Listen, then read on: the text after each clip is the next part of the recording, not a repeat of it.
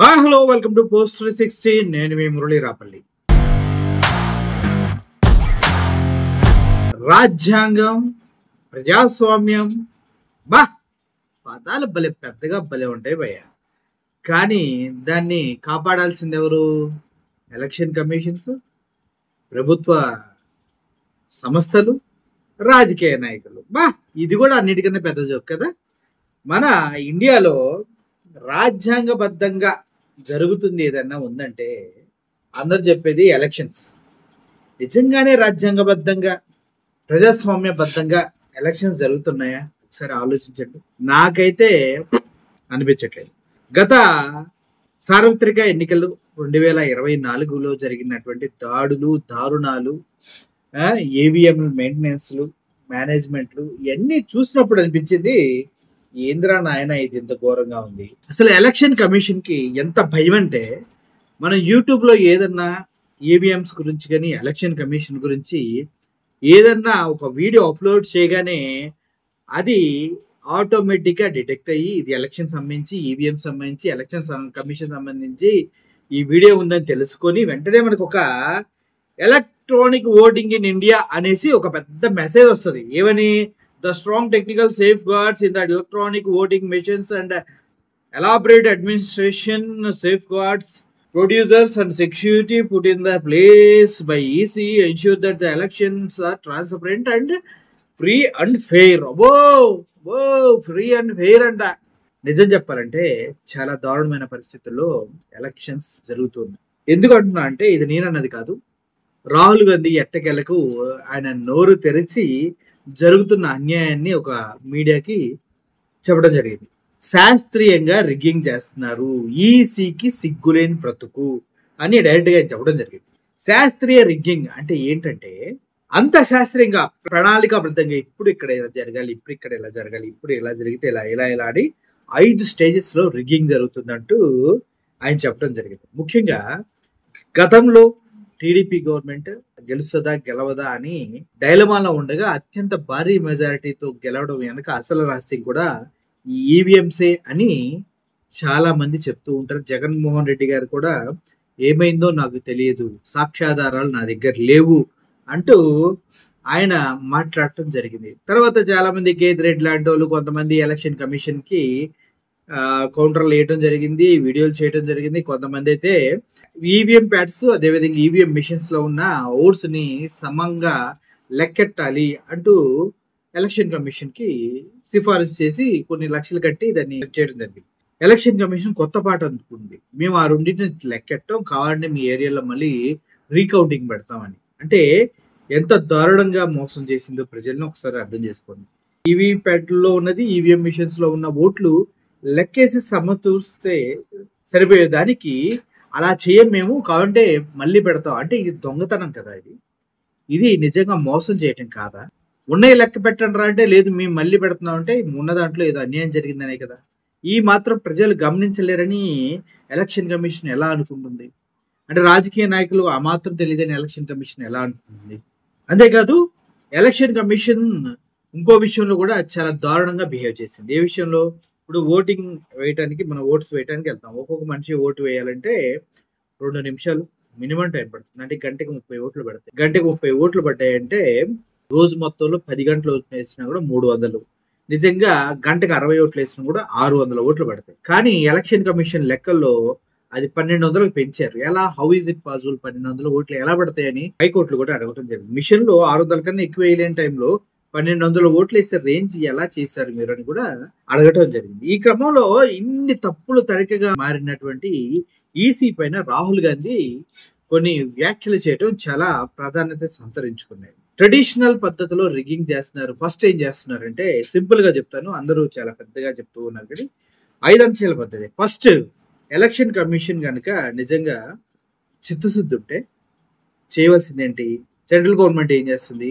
ఇంత ముందు ఒక ఎలక్షన్ కమిషన్ ఒక టీంని ఏర్పాటు చేయాలంటే దాంట్లో అధికార పార్టీ, ప్రతిపక్ష పార్టీ, అదేవిధంగా చీఫ్ జస్టిస్ అందులో మెంబర్ గా ఉంటారు. ఇప్పుడు ఏదన్నా నిర్ణయం తీసుకున్నా, ఏదన్నా చేంజెస్ జరిగినా కూడా ఈ చీఫ్ జస్టిస్ ప్రతిపక్షం, అధికార పక్షం మొత్తం ఉండటం వల్ల ప్రాపర్ జడ్జిమెంట్ జరిగేది. ఇప్పుడు మెజారిటీ ఎవరికి ఉండేది కాదు, మైనారిటీ ఎవరికి ఉండేది కాదు. కానీ ఇప్పుడు బీజేపీ గవర్నమెంట్ ఏం చేసింది, చీఫ్ జస్టిస్ ని తీసేసి ఆ ప్రదేశంలోనే ఇంకో బీజేపీ నాయకుడిని యాడ్ చేసింది. బీజేపీ నాయకుడిని యాడ్ చేయడం వల్ల ప్రతిపక్షంలో ఒకళ్ళు, అధికార పక్షంలో ఇద్దరు అయిపోయారు. సో ప్రతిపక్షం మైనారిటీలో పడింది, అధికార పక్షం మెజారిటీలో ఉంది. వీళ్ళిద్దరు తీసుకున్న డెసిషన్ కి సచ్చినట్టు తలొగ్గాల్సిందే.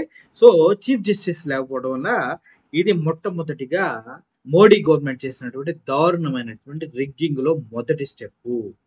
నెక్స్ట్ స్టెప్, ఇప్పుడు మహారాష్ట్ర ఎన్నికలే తీసుకోండి. మహారాష్ట్ర ఎన్నికల్లో 5 సంవత్సరాల్లో, అంటే 2019 నుంచి 2024 మధ్యలో పెరిగిన ఓట్లు 5 సంవత్సరాల్లో 32 లక్షలు.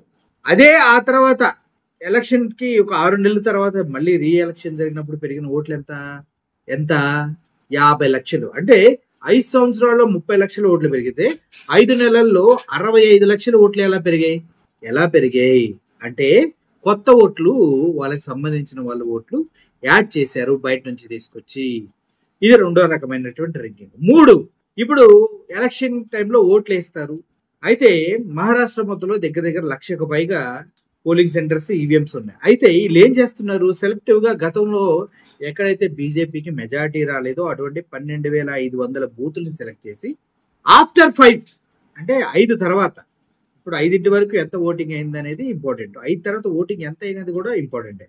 అయితే 5 లోపు ఎంత ఓటింగ్ అయినా ఉన్నాయి, 5 తర్వాత ఎప్పుడు జరిగినా కూడా ఓటింగ్ 1%, 1.5% జరుగుతుంది. కానీ ఈ 12,500 బూతుల్లో మాత్రం 7% ఎక్స్ట్రా ఓటింగ్ జరిగింది. తద్వారా దగ్గర 60 నుంచి 70 లక్షల ఓట్లు తేడా వచ్చింది. ఇది రెండో రకం. సో మూడో రకం, ఈవీఎంస్ తీసుకెళ్ళినప్పుడు అక్కడ ఎలక్ట్రానిక్ డివైసెస్ ని ట్యాగ్ చేసి వాటిని మార్చేసి కౌంటింగ్ విధానాన్ని మార్చడం. ఇంకొకటి, ఇది 4. 5 ఈవీఎంస్ నే మార్చేయటం.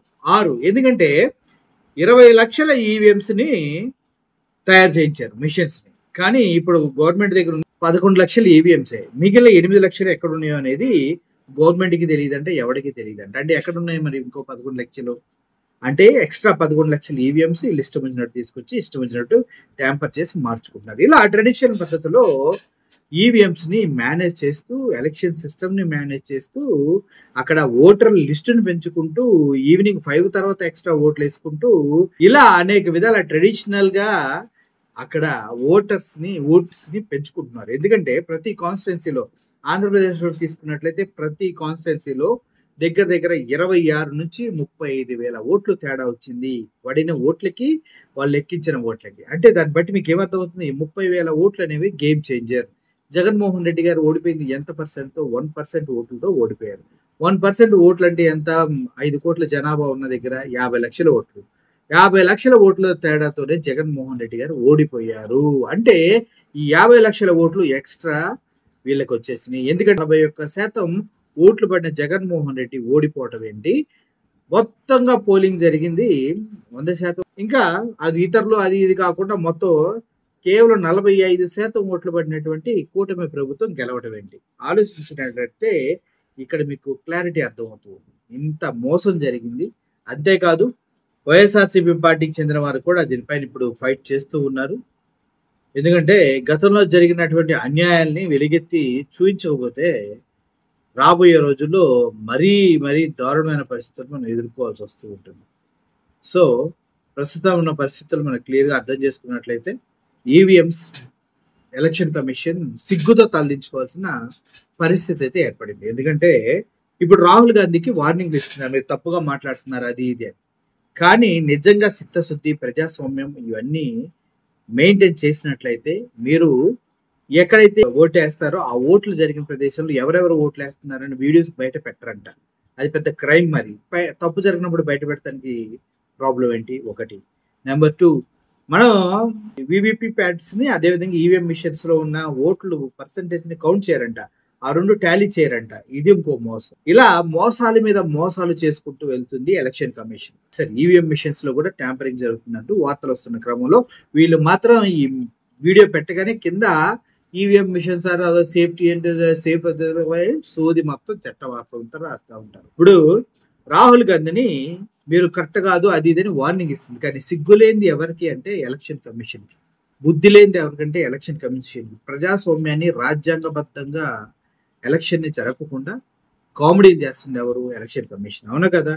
దయచేసి ఈ విషయాలు ప్రజలకి అర్థం అవ్వాలని రాహుల్ గాంధీ మాట్లాడారు. అదే విధంగా ఇప్పుడు మళ్ళీ ఈ ఈవీఎం మిషన్స్ పైన ఇలాగే బీజేపీ గవర్నమెంట్ పైన మళ్ళీ ఇప్పుడు బీహార్ లో ఎలక్షన్స్ ఉన్నాయి. బీహార్ లో ఎలక్షన్ కూడా సేమ్ ఫార్ములా ఫాలో అవుతూ ఉన్నారంట. అంటే ఎలక్షన్ ఓటర్స్ పెంచేసి, కొత్త ఓటర్ లిస్టులు పెంచేసి ఎలక్షన్ తర్వాత 5 తర్వాత ఎక్కువ మందితో వాళ్ళకి ఏ ఏరియాలో అయితే ఓట్లు పడాలో ఆ ఏరియా సెలెక్ట్ చేసుకుని అక్కడ ఓట్లు వేయించుకునే ప్రయత్నం చేస్తూ ఉన్నారంట. మరి జగన్మోహన్ రెడ్డి దీనిపైన ఎందుకు ఫైట్ చేయట్లేదు అనేది నాకు ఎప్పటికీ అర్థం కావట్లేదు. అంత డౌట్ ఉండి అంత చిత్తశుద్ధిగా ఓడిపోకుండా గెలవాలి అనుకున్న వ్యక్తి ఓడిపోయిన తర్వాత ఏంటి దీనిపైన ఫైట్ చేయాలి కదా అంటే సెంట్రల్ లో ఉన్నటువంటి బీజేపీని చూసి భయపడుతున్నాడు జగన్మోహన్ రెడ్డి అంటూ వార్తలు వస్తాయి. నాకు కూడా అదే అనిపిస్తుంది. ఎందుకులే వాళ్ళతో పెట్టుకోవడం అని అన్ని మూసుకొని కూర్చుంటున్నారేమో అనేసి. మీరేమంటారు? నెక్స్ట్ అన్న ఈవీఎంస్ కాకుండా బ్యాలెట్ బాక్స్ పద్ధతిలో ఎలక్షన్ జరిగే విధంగా ఫైట్ చేయాలని మనసారా కోరుకుంటూ ప్రజాస్వామ్యాన్ని కాపాడాలని ఎలక్షన్ కమిషన్ కి హితవు పలుకుతూ సెలవు తీసుకున్నా. Thank you for watching this video. Murali signing off. Thank you so much.